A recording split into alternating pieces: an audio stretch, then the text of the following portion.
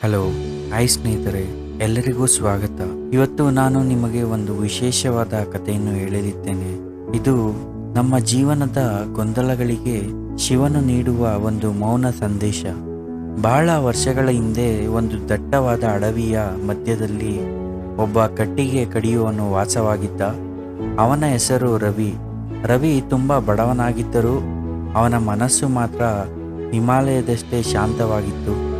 ಪ್ರತಿದಿನ ಕಾಡಿಗೆ ಹೋಗುವ ಮೊದಲು ಅಲ್ಲಿನ ಒಂದು ಹಳೆಯ ಶಿವಲಿಂಗದ ಮುಂದೆ ಕುಳಿತು ಕಣ್ಣು ಮುಚ್ಚಿ ಕೇವಲ 5 ನಿಮಿಷ ಮೌನವಾಗಿ ಪ್ರಾರ್ಥನೆ ಮಾಡುತ್ತಿದ್ದ. ಅವನು ಶಿವನಲ್ಲಿ ಒಂದು ಹಣವನ್ನಾಗಲಿ ಆಸ್ತಿಯನ್ನಾಗಲಿ ಕೇಳುತ್ತಿರಲಿಲ್ಲ. ಕೇವಲ ಶಿವನೇ, ನನ್ನ ಅಂತರಂಗದಲ್ಲಿ ನಿನ್ನ ಮೌನವಿರಲಿ ಎಂದು ಬೇಡಿಕೊಳ್ಳುತ್ತಿದ್ದ. ಆದರೆ ಆ ವರ್ಷ ಹಳ್ಳಿ ದೊಡ್ಡ ಸಂಕಷ್ಟಕ್ಕೆ ಸಿಲುಕಿತು. ಮಳೆ ಬರಲಿಲ್ಲ, ಬೆಳೆ ಬೆಳೆಯಲಿಲ್ಲ. ಹಳ್ಳಿಯ ಜನರೆಲ್ಲ ಆತಂಕಗೊಳಗಾದರು. ನಾವು ಇಷ್ಟು ಪೂಜೆ ಮಾಡಿದರೂ ದೇವರು ನಮಗೆ ಯಾಕೆ ಕಷ್ಟ ಕೊಡುತ್ತಿದ್ದಾನೆ ಎಂದು ಜನರು ದೇವಸ್ಥಾನಗಳಿಗೆ ಹೋಗುವುದನ್ನೇ ನಿಲ್ಲಿಸಿದರು. ಆದರೆ ರವಿ ಮಾತ್ರ ತನ್ನ ಮೌನದ ಪ್ರಾರ್ಥನೆಯನ್ನು ಬಿಡಲಿಲ್ಲ. ಜನ ಅವನನ್ನು ನೋಡಿ ನಗುತ್ತಿದ್ದರು. ನೋಡೋ, ತಿನ್ನಲು ಅನ್ನವಿಲ್ಲದಿದ್ದರೂ ಈತ ಕಲ್ಲು ದೈವದ ಮುಂದೆ ಮೌನವಾಗಿ ಕುಳಿತಿದ್ದಾನೆ ಎಂದು ಲೇವಡಿ ಮಾಡುತ್ತಿದ್ದರು. ಒಂದು ದಿನ ರವಿ ಕಾಡಿನಲ್ಲಿ ಮರದ ಕೆಳಗೆ ಕುಳಿತು ಮೌನವಾಗಿ ಧ್ಯಾನ ಮಾಡುತ್ತಿರುವಾಗ ಅಲ್ಲಿಗೆ ಒಬ್ಬ ಸನ್ಯಾಸಿ ಬಂದರು. ಅವರ ಮೈ ಮೇಲೆ ಭಸ್ಮ, ಕೈಯಲ್ಲಿ ತ್ರಿಶೂಲ, ಕಣ್ಣುಗಳಲ್ಲಿ ವಿಚಿತ್ರವಾದ ತೇಜಸ್ಸಿತ್ತು. ಆ ಸನ್ಯಾಸಿ ರವಿಯ ಮುಂದೆ ನಿಂತು ಅಟ್ಟಹಾಸದಿಂದ ನಕ್ಕರು. ಎಲೈ ಮೂರ್ಖನೇ, ನಿನ್ನ ಹಳ್ಳಿಯಲ್ಲಿ ಜನ ಹಸಿವಿನಿಂದ ಸಾಯುತ್ತಿದ್ದಾರೆ, ನಿನ್ನ ಹೊಟ್ಟೆಯು ಹಸಿವಿನಿಂದ ಕರೆಯುತ್ತಿದೆ. ಆದರೂ ನೀನು ಈ ಕಣ್ಣಿಗೆ ಕಾಣದ ಶಿವನಿಗಾಗಿ ಸಮಯ ವ್ಯರ್ಥ ಮಾಡುತ್ತಿದ್ದೀಯಲ್ಲ. ನಿನ್ನ ಶಿವ ನಿನಗೆ ಏನು ಕೊಟ್ಟಿದ್ದಾನೆ? ಈ ಬರಗಾಲವನ್ನೇ ನಿಲ್ಲಿಸಲಾಗದ ಶಿವ ನಿನಗೆ ಏನು ನೀಡಬಲ್ಲ ಎಂದು ಪ್ರಶ್ನಿಸಿದರು. ರವಿ ನಿಧಾನವಾಗಿ ಕಣ್ಣು ಬಿಟ್ಟನು. ಅವನ ಮುಖದಲ್ಲಿ ಯಾವುದೇ ಸಿಟ್ಟು ಇರಲಿಲ್ಲ.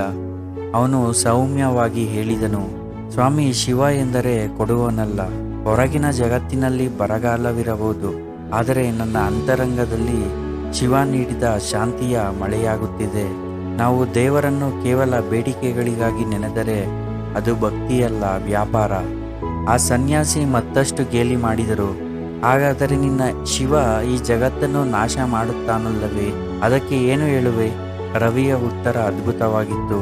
ಹೌದು ಸ್ವಾಮಿ, ಶಿವ ಲಯಕಾರಕ.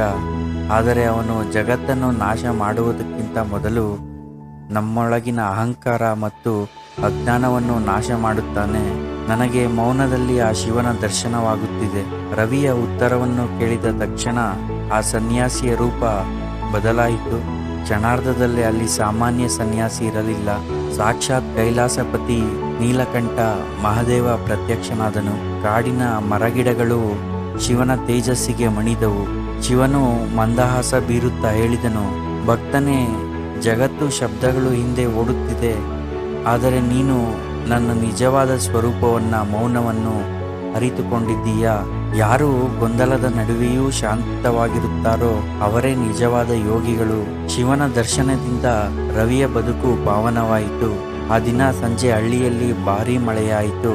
ಹಳ್ಳಿಯ ಜನರಿಗೆ ಅರಿವಾಯಿತು, ದೇವರಿಗೆ ಬೇಕಾಗಿರುವುದು ದೊಡ್ಡ ಹಾರಗಳಲ್ಲ, ಬದಲಿಗೆ ನಮ್ಮ ಅಂತರಂಗದ ಶುದ್ಧ ಮೌನ. ಗೆಳೆಯರೇ, ಶಿವ ಎಂದರೆ ಕೇವಲ ಸ್ಮಶಾನದಲ್ಲಿ ಇರುವವನಲ್ಲ ಅಥವಾ ಬೆಟ್ಟದ ಮೇಲೆ ಕುಳಿತಿರುವವನಲ್ಲ. ನಮ್ಮ ಮನಸ್ಸಿನ ಅತಿಯಾದ ಆಸೆಗಳನ್ನು ಅಳಿದು ಅಲ್ಲಿ ಮೌನ ನೆಲೆಸಿದಾಗ ನಮ್ಮೊಳಗೆ ಶಿವ ಜಾಗೃತನಾಗುತ್ತಾನೆ. ನಿಮ್ಮ ಬದುಕಿನ ಗೊಂದಲಗಳ ನಡುವೆ ದಿನಕ್ಕೆ 5 ನಿಮಿಷ ಮೌನವಾಗಿರಲು ಪ್ರಯತ್ನಿಸಿ. ಅಲ್ಲಿ ನಿಮಗೆ ಶಿವನ ಅನುಭವವಾಗುತ್ತದೆ. ಸ್ನೇಹಿತರೆ, ಈ ಕತೆ ಇಷ್ಟವಾಗಿದ್ದರೆ ದಯವಿಟ್ಟು ನಮ್ಮ ಚಾನಲನ್ನು ಸಬ್ಸ್ಕ್ರೈಬ್ ಮಾಡಿಕೊಳ್ಳಿ, ಹಾಗೆ ಒಂದು ಲೈಕ್ ಮಾಡಿ. ಧನ್ಯವಾದಗಳು.